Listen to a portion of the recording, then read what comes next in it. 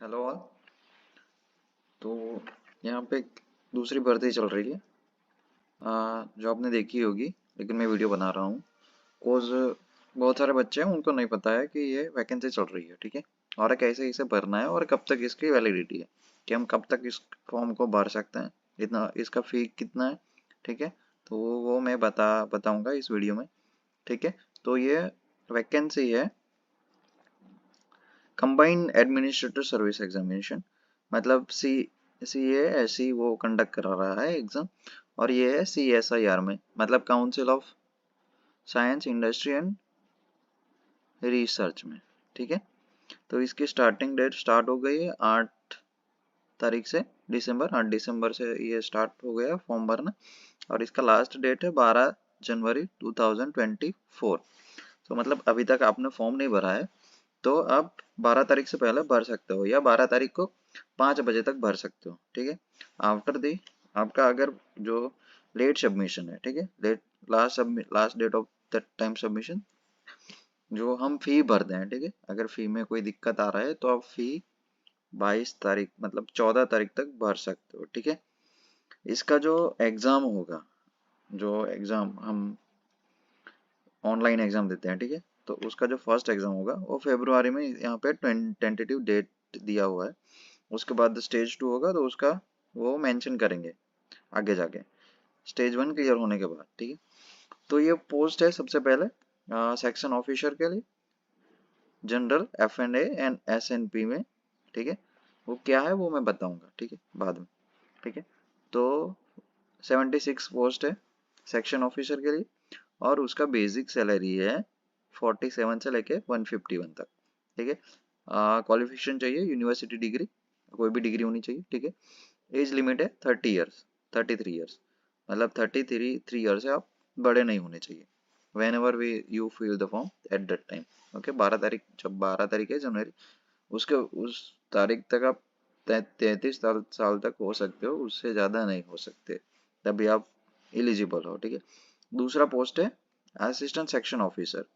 ठीक है, उसमें वैकेंसी है 368, मतलब बम्पर वैकेंसी है, आपके बहुत ज़्यादा चांसेस है।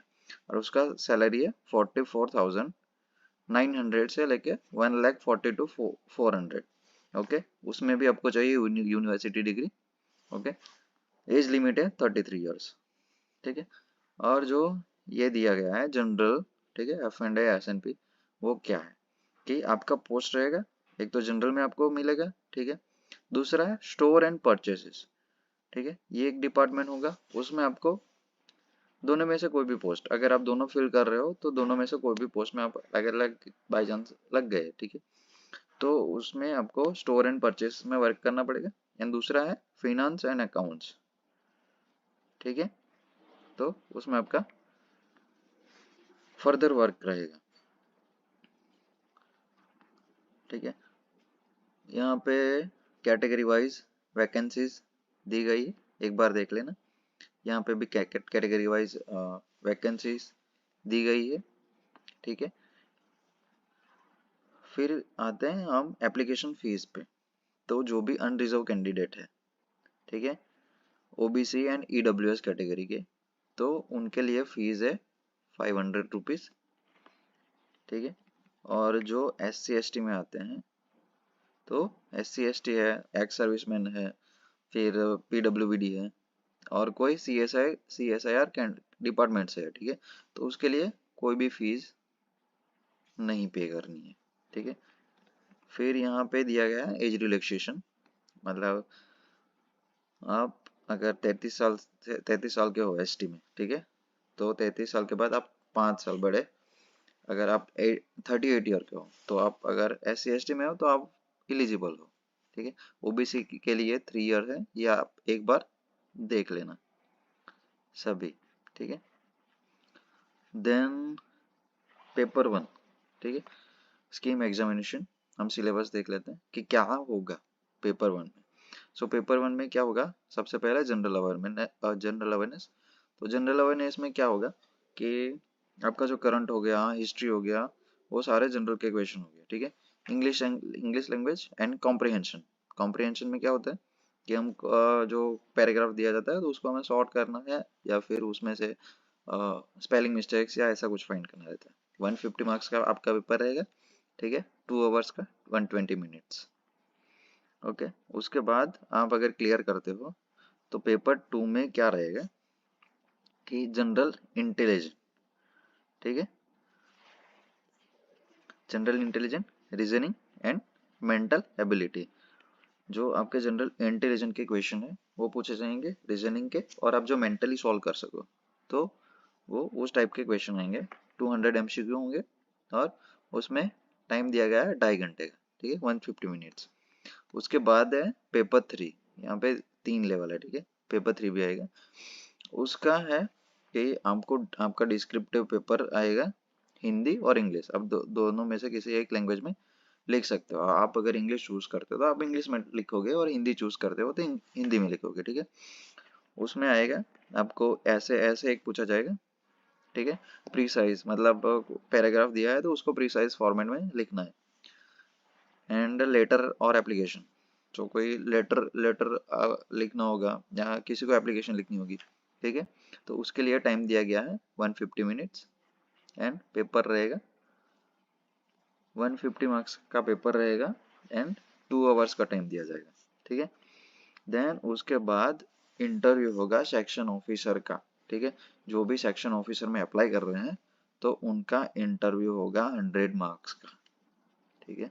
तो ये बात ध्यान रखना कि जो सेक्शन ऑफिसर में अप्लाई कर रहे हैं तो उनका इंटरव्यू होगा, ठीक है।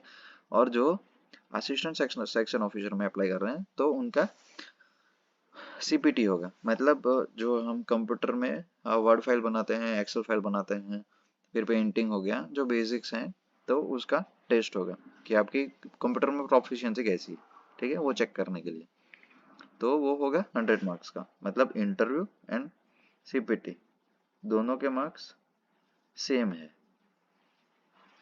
ठीक है। और ये है डिटेल में सिलेबस कि पेपर 1 में क्या क्या पूछा जाएगा।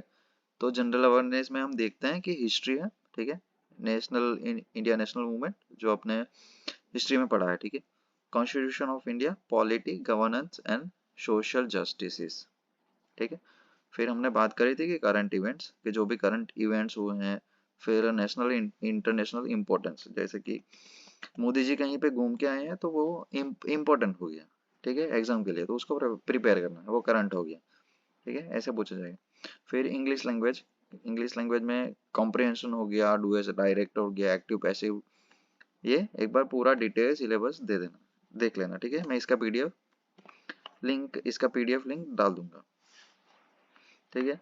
फिर पेपर टू होगा हमारा mental ability and general intelligence के बारे में, ठीक है। जनरल इंटेलिजेंस एंड रीजनिंग, उसके 25 मार्क्स होंगे, 25 क्वेश्चन, ठीक है, सभी के सेक्शन वाइज दिए होंगे, ठीक है। तो general intelligence, reasoning and mental ability से 25 क्वेश्चन आएंगे, अरिथमेटिक एंड इससे 25 क्वेश्चन आएंगे। तो ये डिटेल में एक बार देख लेना, ठीक है। फिर है जो हमारा थर्ड पेपर है डिस्क्रिप्टिव पेपर। तो डिस्क्रिप्टिव पेपर में क्या आएगा, ऐसे राइटिंग जो 100 मार्क्स का है और 2 क्वेश्चन होंगे, मतलब एक क्वेश्चन का 50 marks, okay. Then precise writing, मतलब कोई पैराग्राफ दिया गया होगा उसको हमें प्रीसाइज करना है इन अ शॉर्ट फॉर्म, तो उसके 30 मार्क्स हैं। और लेटर राइटिंग के 20 मार्क्स है, मतलब हो गए 150 मार्क्स, ओके। और ये ऑर्डर प्रेफरेंस दिया गया है, एक बार देख लेना, मैं पीडीएफ प्रोवाइड कर दूंगा। ये एग्जामिनेशन शीटीज है, तो आपको जो भी एग्जामिनेशन शीटी लग रही है तो आप उस हिसाब से फिल कर देना, ठीक है। और ये बहुत बढ़िया वैकेंसीज है, 444 जितनी वैकेंसीज है, तो बढ़िया चांसेस है कि आप उसमें सिलेक्ट हो जाओ, ठीक है। अगर इसमें कोई दिक्कत आ रही है तो आप कमेंट करके बता सकते हो कि फॉर्म कैसे भरना है हमें, ठीक है, ये फॉर्म कैसे फिलअप करना है, कहाँ फिलअप करना है, कौन सी साइट पे जाके फिलअप करना है। तो हमें जाना है https://www.csir.res.in। अगर आपको नहीं समझ में आ रहा हो तो आप कमेंट करके मुझे बता सकते हो, तो मैं आपको सॉल्यूशन दे दूंगा, ओके। और मेरा कॉन्टेक्ट नंबर भी दे दूंगा, ताकि आप फर्दर इन फ्यूचर फर्दर आपको कोई क्वेरी हो तो मैं सॉल्व कर सकूं, ओके। Thank you. और ऐसे ही वीडियो में बने रहने के लिए मेरा जो चैनल है मैं ऐसे ही पोस्ट डालता रहता हूँ कि नई नई वैकेंसीज हो और फिर करंट अफेयर्स हो। मैं सोच रहा हूँ कि स्टडी मटेरियल्स बनाऊँ। ओके। हाँ, इस एग्ज़ाम के लिए और कई बहुत सारी एग्ज़ाम के लिए, मतलब गवर्नमेंट प्रिपरेशन के लिए। ठीक है, तो मेक श्योर कि आपने मेरा चैनल सब्सक्राइब किया हो और बेल आइकन पे क्लिक कर देना ताकि जब भी मेरा नया वीडियो आए तो आपको नोटिफिकेशन मिल जाए। Okay, thank you.